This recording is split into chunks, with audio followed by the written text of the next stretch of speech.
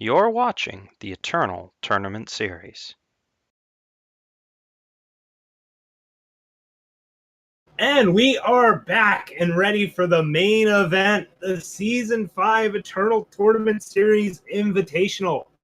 32 players are getting ready to throw down, and some of them already are. But first, let's get all the info down. I am Sir Rhino. I was not supposed to be casting today, but one of our lovely casters that was scheduled, Gabe Calendier, running into some technical issues. So in the meantime, I will be stepping in for him. But somebody that's not having technical issues, at least not yet, LocoPojo is in the booth with me. Yeah, welcome, folks. I'm excited to be here. It looks like we got a pretty cool match coming up and a lot of cool prizes coming up. Oh, yeah. So we'll get to the matches and the prizes. But first, let's break down what this event is. This is the Season 5 Invitational, as I alluded to. 32 players got invited to this tournament by playing through the 7 weeks of the Eternal Tournament Series Open tournaments. So depending on how they did in that, either via winning them or getting second place in them or just doing well overall throughout the entire season, they got an invite. 4 players also got invited via Last Chance Qualifier. So this is a double elimination tournament. You lose 2 matches, you're out. If you only lose 1 match in the entire tournament, you're the winner. Or if you lose 0 matches, you're also the winner. So that's how we'll do this. You're just playing for your life at all points. And so today we will be streaming matches and rounds until we have 8 players left. It's not necessary. It'll be a top 8 in that there will be 8 players left, but we aren't going to make a new top 8 bracket. There'll still be a winners bracket and a losers bracket. And then tomorrow, this is a 2-day event, will be that entire top 8. We'll do every match, and they'll all be best of 5. We'll cover every match of the top 8 tomorrow. And in a best of 5 sideboarding after game 2. So for all the rules and stuff, you can always just go to aReNGeeternal.com/ETS/rules. You'll get all the information. Or if you just want more info about the event going on, use the !guide command in Twitch chat. That'll bring up the lovely viewer's guide to the Eternal Tournament Series that Rick Kenner posted on our.com. So all these players are playing to win, but they're also playing for awesome prizes. First place is $80, a champion Discord badge. You gotta love that little Discord flair. 12 series points. Second place, $60, 9 series points.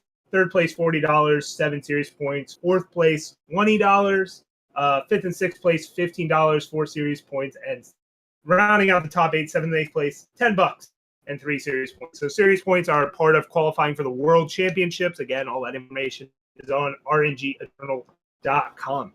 So now that we got all of that out of the way, Pojo, let's get to what we really want to talk about and look into, and that's the matchup in front of us. We're not about to play some Eternal, but we're about to watch some Eternal get.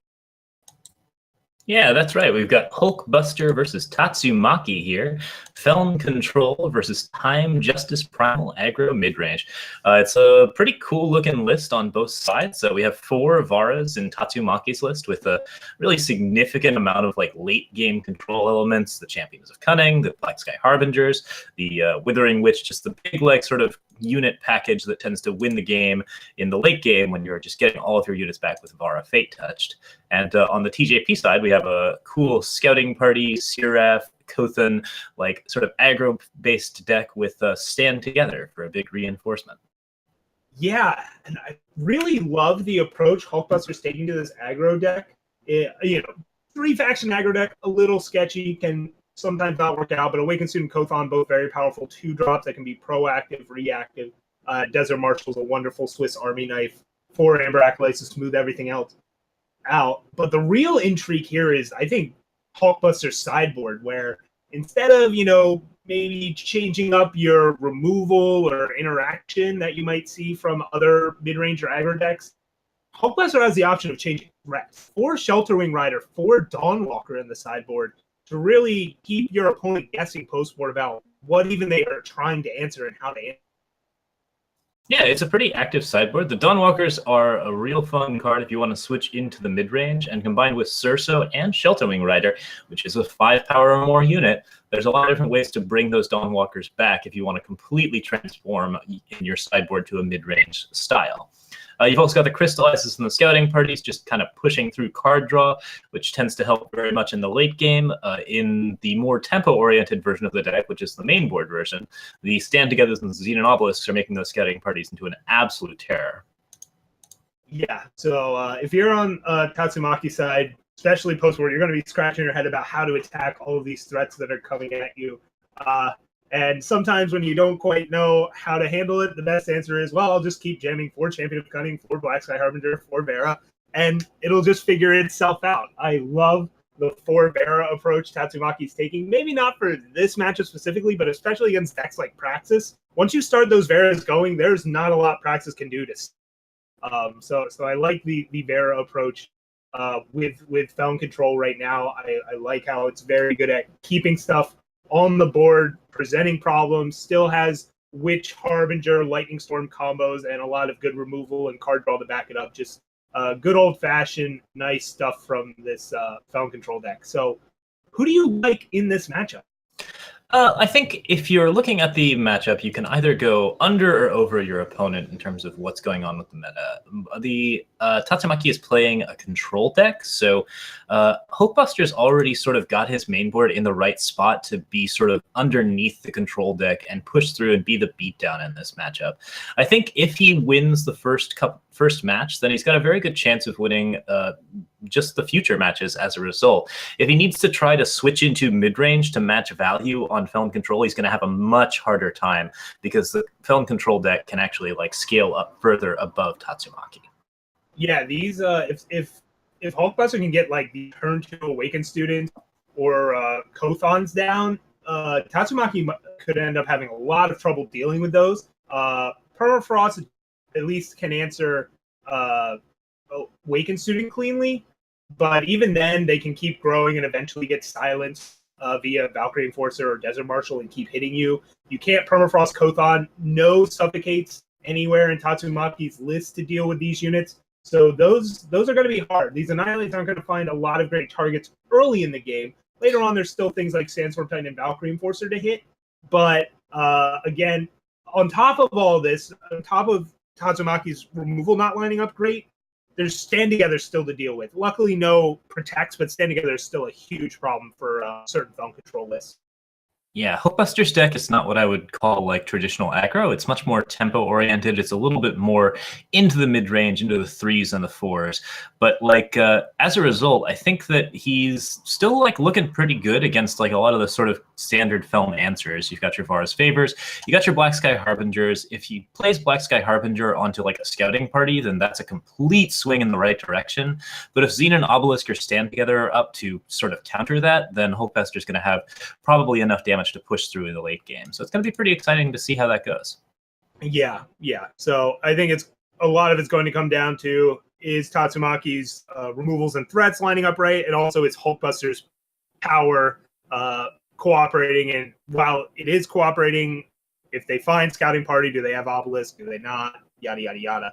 But we have given the players the go-ahead, and here we go. The very first round, the very first match of this Invitational, at least on coverage, is underway. Players resolving mulligan. Tatsumaki has in his opener Vara's Favor and 2 power, so he'll be able to get up to 3, but he doesn't actually have anything to cast until 4.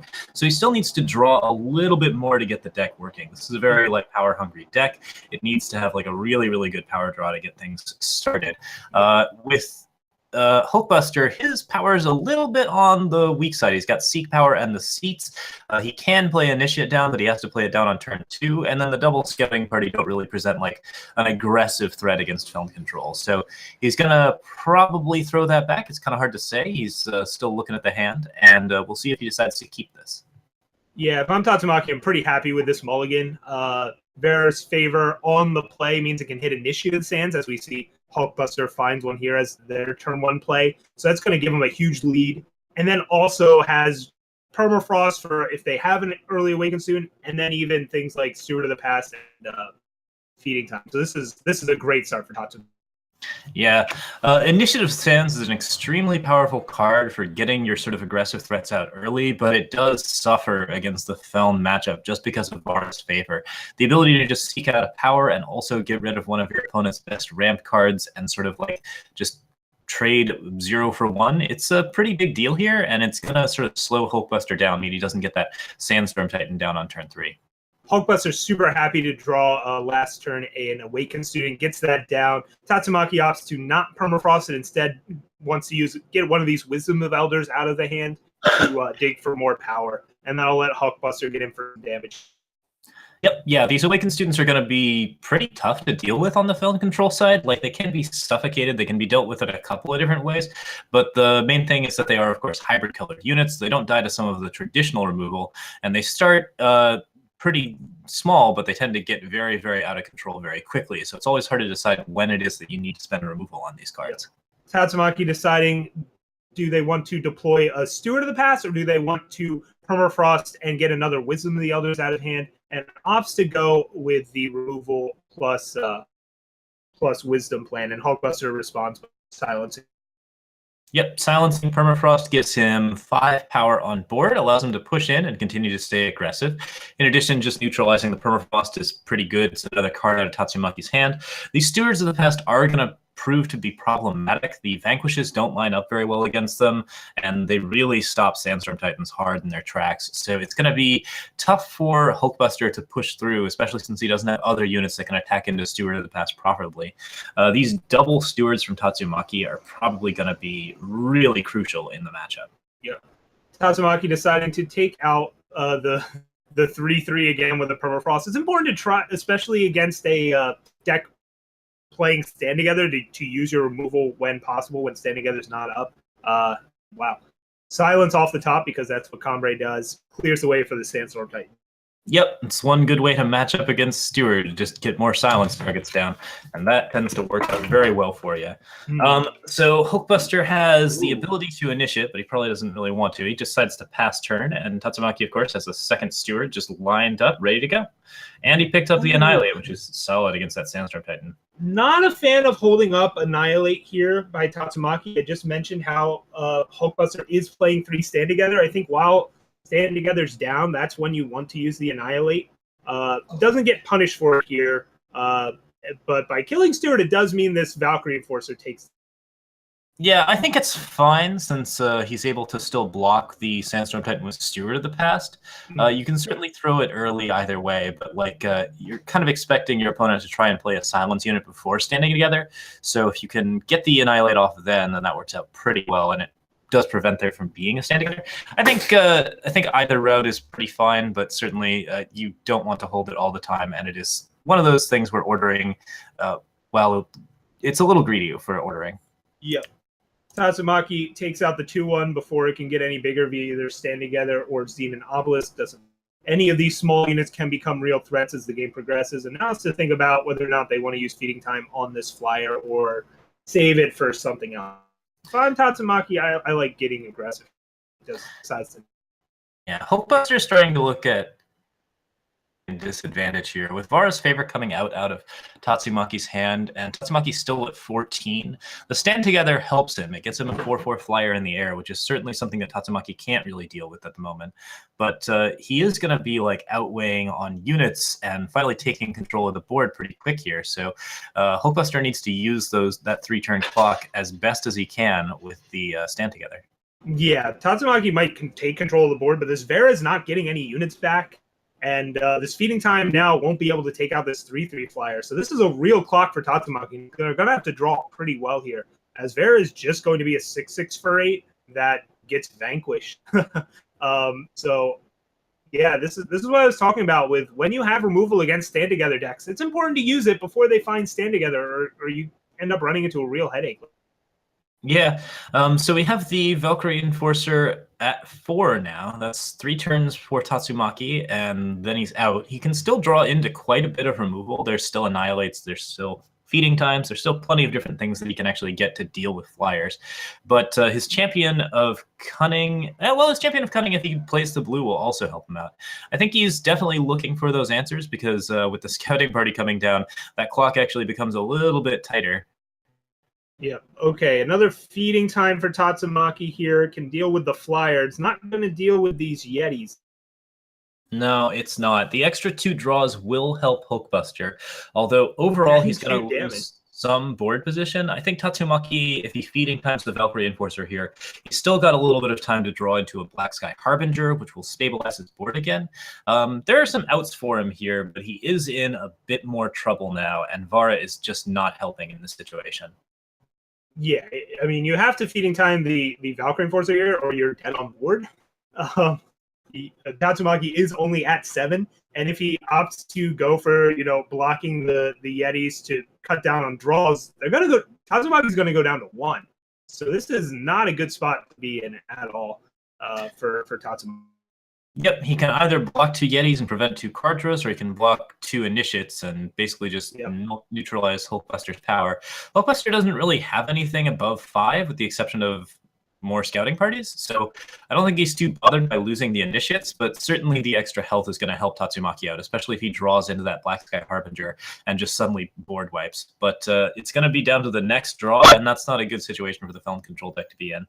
Lightning Storm, that's really close, but it's not quite good enough with the Kothan activation. Yeah, Lightning Storm coming a turn too late there, and Tatsumaki is very much dead. As the Vera, while it's a great card, not so good when your units aren't dying and you found 0 Harbingers and 0 Champions of the game. And that's what happened here. So that'll be game 1 going to Hulk. Yeah, if I'm Hulkbuster, I don't do a lot of sideboarding here. His sideboard, as we've mentioned, tends to push him towards the mid-range, which just gives Feln a little bit more time to find the answers that it's looking for. On the Feln side, you're certainly going to be trying to lower down the curve and get to the point where you can deal a little bit better with this. Some of the Vara might come out. There's going to be an emphasis on those Black Sky Harbingers, but there's no real way to increase the number of them. So trying to just figure out a way to get rid of those scouting parties is definitely pretty strong for you. Yeah. While staying together is a headache, I don't think you can afford to bring in something like Backlash to try and answer it because it's not proactive enough, and there aren't enough other good Backlash targets. Although your opponent is playing Scouting Party, those might end up coming out. We'll have to wait. Yeah, one thing that can be brought in for Hulkbuster here is Shelterwing Rider, which I'm not sure if it's actually a good card against Film Control here, since it's very, very neutralizable through Vara's favor. The Aegis is kind of a trap in this situation because you don't really have a way to refresh it. Well, you have to stand together. But at the same time, it's not something that Feln is going to spend double removal on. It's just going to spend a removal every time you spend an Aegis, which I think it's totally capable of doing. So we are seeing Hulkbuster pushing towards the mid-range. We will see if this is actually the correct matchup. It's possible he's practiced this and he knows what he's doing, but Sheltering Riders are coming in. The Initiates are going out.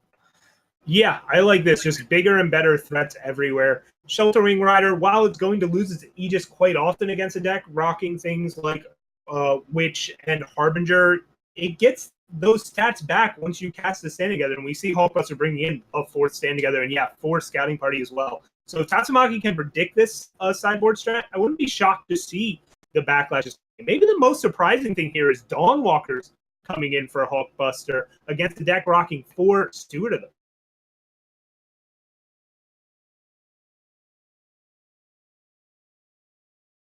Oh, looks like we temporarily lost Pojo, but he'll be back as well. So, but I think the idea there is Dawnwalker, once you use Stand Together on it, gets protected from the Steward of the Past Silence, and plus it's just an aggressive much stancer threat early on, although it doesn't match up that well against the 2/5 either. But once you back it up with 4 Stand Together, 4 Obelisks, which I think are still in. I imagine the Obelisks are still in if you're on the Scouting Party plan.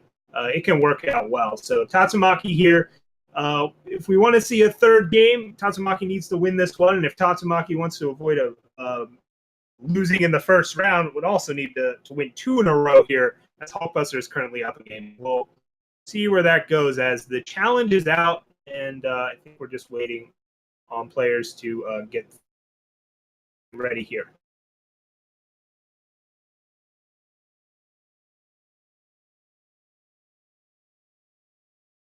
Okay, I'm getting word that Hulk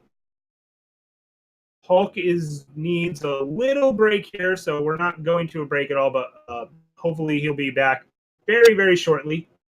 So we'll just continue to break down this matchup in terms of sideboarding decisions, what else Tatsumaki could do here. I don't like sabotage, like trying to proactively hit Obelisk cute. It is a way to lower your curve, but not that great. But again, Tatsumaki can't bring in anything like Suffocates. There's none of those in their list.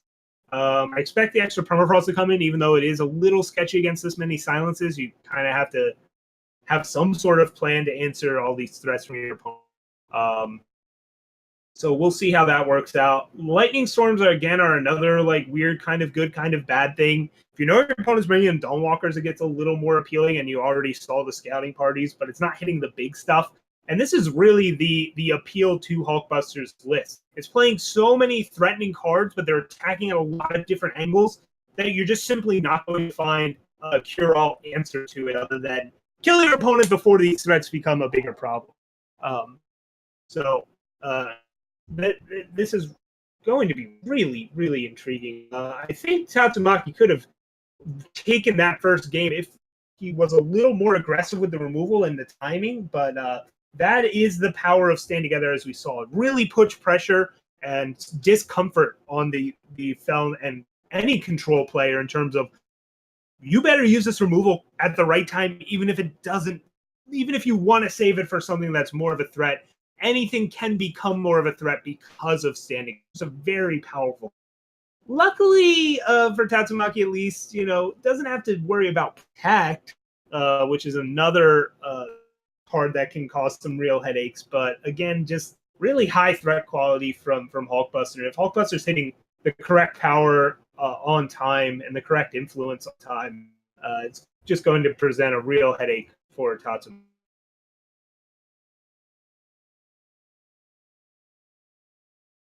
All right, it looks like this match is back to being underway. Tatsumaki looking at a hand with the Witch Storm combo and some card draw, and decides that is good enough, especially on the play. Meanwhile, Hulkbuster's got good fixing. It's all depleted for now, but the Seek Power will eventually change that. Wouldn't be surprised if this Monument is getting played soon as well. And there's that Sheltering Rider. Tatsumaki finds a nice defensive 3-drop in Feln Bloodcaster, and that's to be pretty happy with how their hand's looking.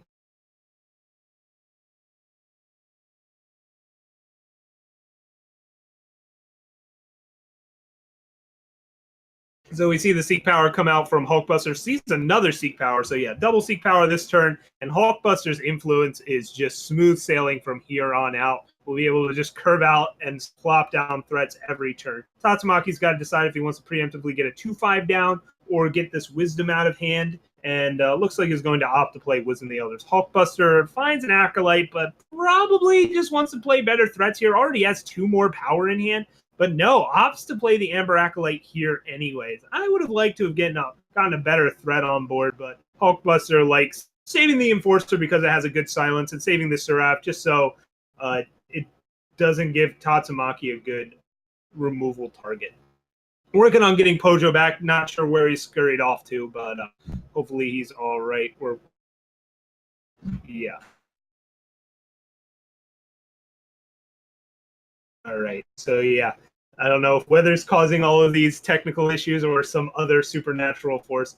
But Tatsumaki is going to Lightning Storm here, pop the Aegis on that Sheltering Rider, and take out the 2-1 and pass it up to Hulkbuster, who now can play an Awakened Student, pump it up out of Lightning Storm range, and get another 3-drop play, which he'll opt to go with Night Chancellor Seraph. Could have used the Valkyrie Enforcer there to take over the skies, but opted against that. Tatsumaki now could try and set up a Withering Witch into Black Sky Harbinger play.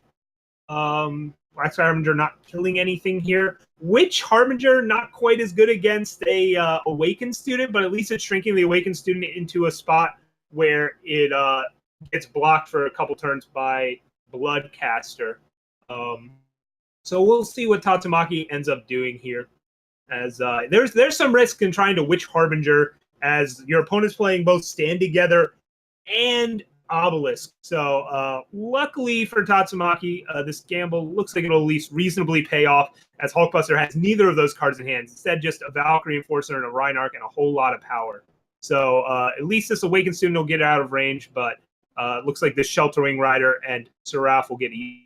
Hulkbuster could play the Valkyrie Enforcer to try and bluff Stand Together. I think Tatsumaki would still call that bluff out, but that's the consideration here for Hulkbuster. Also, just getting a flying unit in play has some appeal.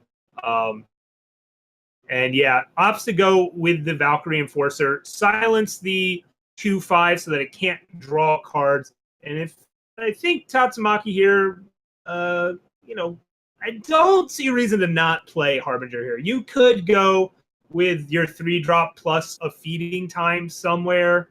But Harbinger, even if they have Stand Together, at least pop the Aegis on all of those units that get hit by Stand Together, and it just makes your spot removal better. So we see Harbinger takes out Shelter Wing Rider and Seraph. Got to be real happy about that if you're Tatsumaki. Passes back to Hulkbuster, who continues to draw more power, which at least is growing as a Awakened student, but it looks like Hulkbuster doesn't even want to deploy this Rhino. Tatsumaki finds another Withering Witch. I don't expect that to come out here, and instead some combination of either Death Strike or Feeding Time and Felon Bloodcaster will show up here. I kind of like using Feeding Time now, especially because Tatsumaki swung first, saw no pause, knew Stand Together wasn't up yet, so use Feeding Time proactively, use Death Strike reactively for if your opponent ever does find Stand Together. Hulkbuster finds a Seraph off the top, and we'll probably play this out here, and I imagine Tatsumaki will be forced to answer one of these threats. Fair's Favor not doing a whole lot here, but is helping Tatsumaki hit 8 power. Can also be combined with Withering Witch to take out a unit here and shrink the rest of them. The other option for Tatsumaki is to activate Felon Bloodcaster before it gets silenced like its other friendly Bloodcaster on the other side of the board. But yeah, it looks like we're going to see the Fair's Favor into Withering Witch play here. Or maybe no Witch. I would expect the Witch to come down, though. It's shrinking 3 units. And you still have Death Strike in hand. Yeah, so there it is. Fair's Favor takes out the Seraph.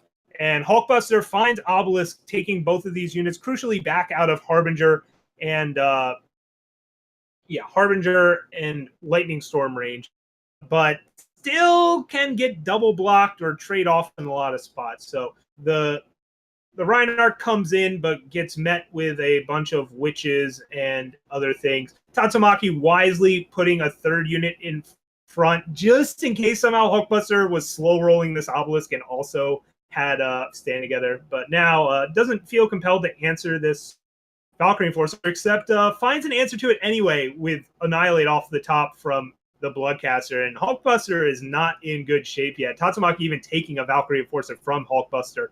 Pretty good, especially against this Dawnwalker that just got pulled off the top from Hulkbuster. And wow, yeah, Tatsumaki did bring in Backlash. I love it.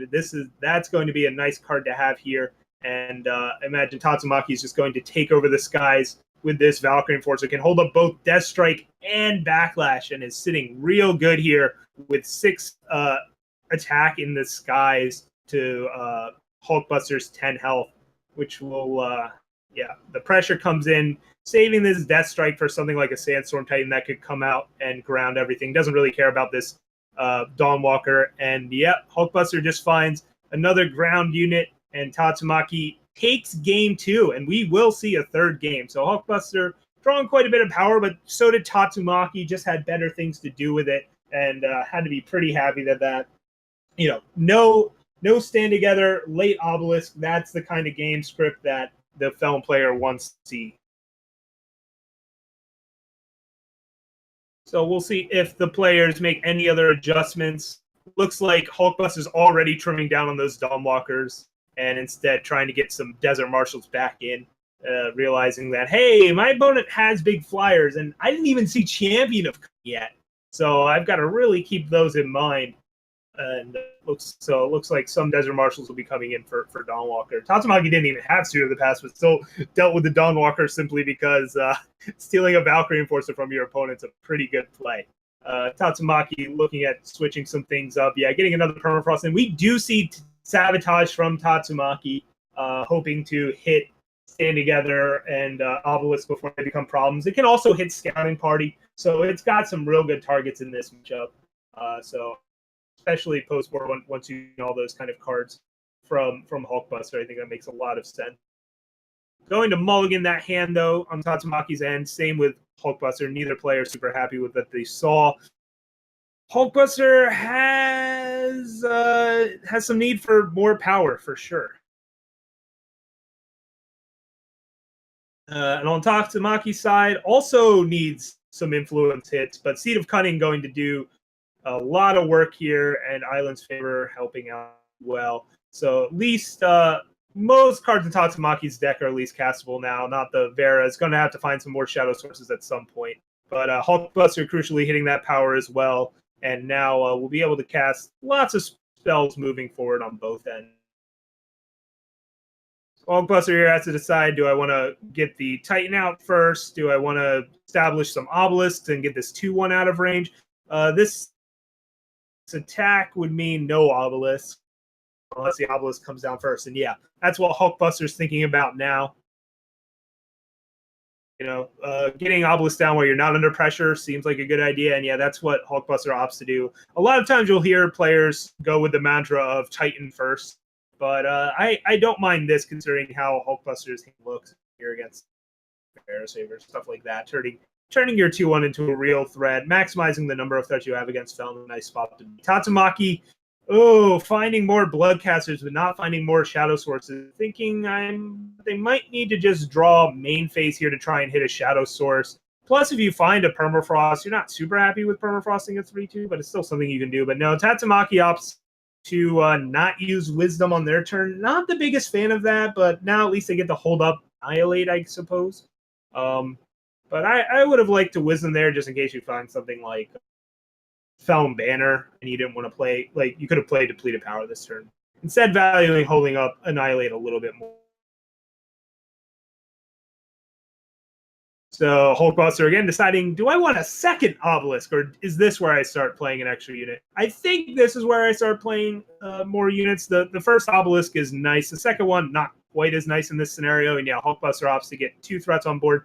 Tatsumaki can either draw or annihilate. So yeah, Tatsumaki ends up drawing anyways, and finds a Seed of Cunning, which thankfully isn't depleted. So we'll get that out and can deploy both a Bloodcaster and an Annihilate here while the shields of Hulkbuster are down.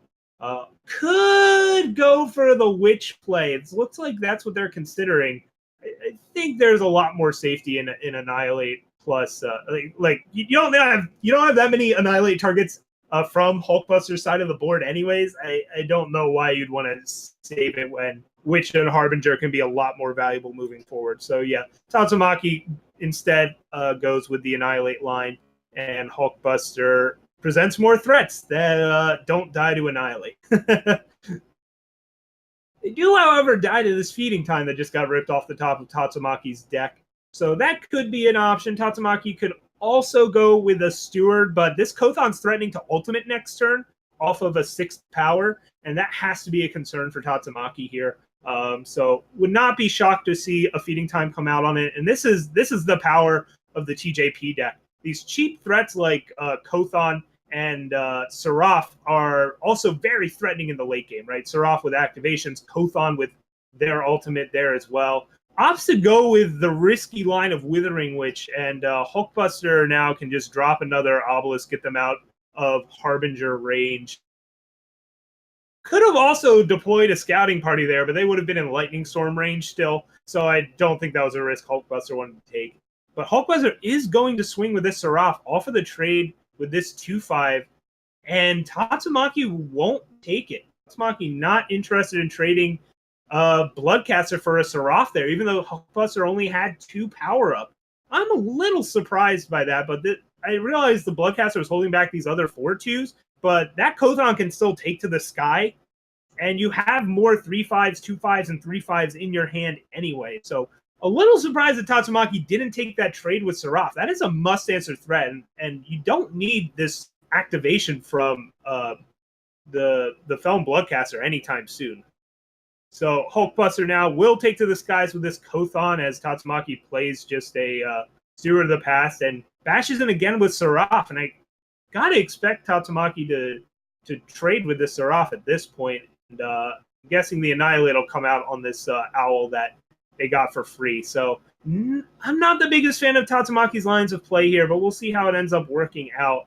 has essentially allowed Hulkbuster to get a free owl when they could have just used feeding time the turn before. But this Black Sky Harbinger, at least for now, matches up well against Kothon unless Hulkbuster, gets to 8 power, which could happen very, very soon, especially now that Hulkbuster rips another power off the top. So one more power, and Hulkbuster will never have to really worry about Lightning Storm again unless Tatsumaki finds more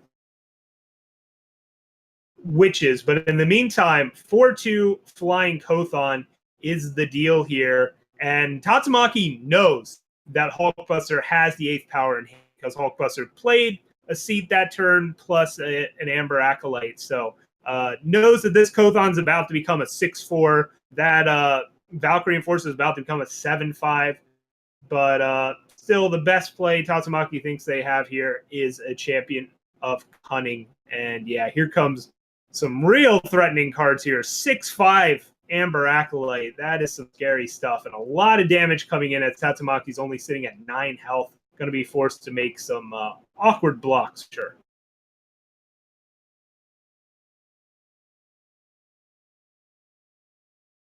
Tatsumaki deciding, can I even afford to play around staying together? The answer is no.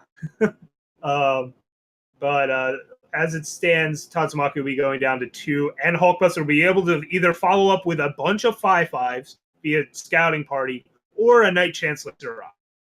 So this is not looking good for Tatsumaki on film.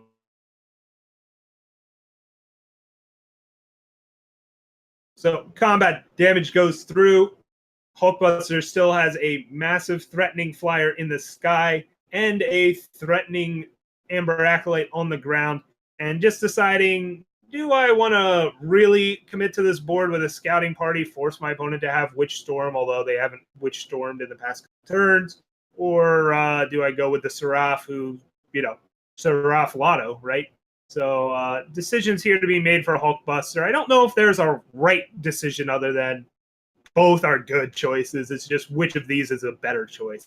And that's a tough call, but ultimately a good problem to have. It's like, which one of these game-ending threats, even though I already have game-ending threats in play, do I want to? And opts to go with Scouting Party. Tatsumaki doesn't have the backlash for it. And that is a bunch of 5-5 party animals. And Tatsumaki, looking at the void, even though can't even cast Vera here, can cast Harbinger and gain 7 health, go to 9, but that's still not really going to get them out of lethal range as Hulkbuster's got 33 attack on board right now. That is a lot of damage, but Tatsumaki, hoping Hulkbuster maybe forgets to hit the attack button next turn, gets the Harbinger down, puts out "It's been a pleasure," and leaves the ball in Hulkbuster's court. And we'll see the A space from Hulkbuster come in, and that will be this match. Hulkbuster taking down Tatsumaki 2-1 on the back of just a bunch of just hard to answer threats and card advantage, yada, yada, yada, right? So hats off to Hulkbuster, goes to the winner's bracket. Tatsumaki tumbles to the loser's bracket, but still very much in this tournament, just going to have to win it the hard way. This is double elimination, so the first loss doesn't eliminate you, but puts you in a tough spot. So Tatsumaki's basically can't lose another match for the rest of this tournament if they want to win it, which is not an easy spot to be in at the start. But it ain't over till it's over, so best of luck to Tatsumaki. Meanwhile, Hulkbuster gets to move on to the winner's bracket and get a little bit of breathing room in this double elimination. Don't believe we have any backup matches, so we're going to take a short break here, try and get somebody else in the booth with me, and get the rest of this tournament rolling. Thank you all so much for watching, and we'll be back in just a moment with more invitational coverage here, aReNGee Eternal.